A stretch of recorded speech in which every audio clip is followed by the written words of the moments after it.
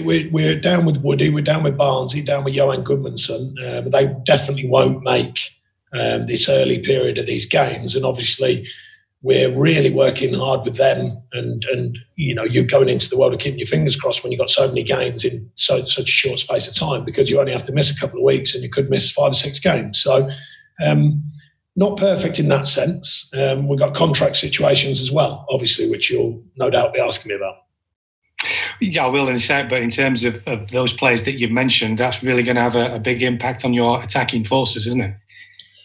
Yeah, I mean, it's it's a challenge that we've been through before. No one wants that situation, but unfortunately it has occurred. So we'll look to operate with the squad that we've got and make it as potent as we can do. Have you got a timeline for those players in terms of when they're likely to be back? Not at the moment.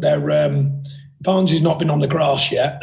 He was during the lockdown, and then unfortunately he's flared up a little bit around his groin area, so he's not been on the grass at the moment. Johan's on the grass, but in the early stages, and so is Woody. So, like I say, it's certainly not going to be at week 1. I'm absolutely sure of that.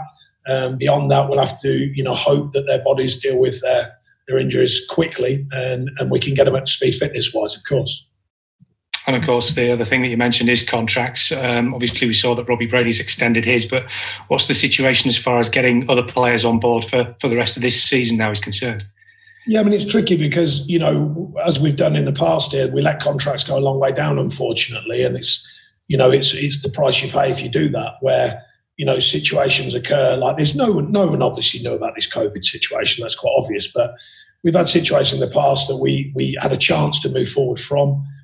This time we've let it go a long way down the line. And so we've just got to really be hopeful that the players see it, that they can do their extra months, as at the moment, that's all the chairman's allowed with that situation. So I've just got to work within that and look for a bit of goodwill from them. If they don't, then I'd understand it, because, it's strange times and they've got to look after their own futures. So it's in the balance at the moment. So we'll find out more over the coming days.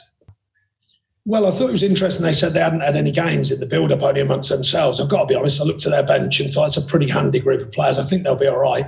I think their fitness and sharpness will probably come through playing against each other, let's say. So, they're a top side. There's no two ways about it. Obviously, there's a big gap now and highly unlikely they can catch Liverpool, of course.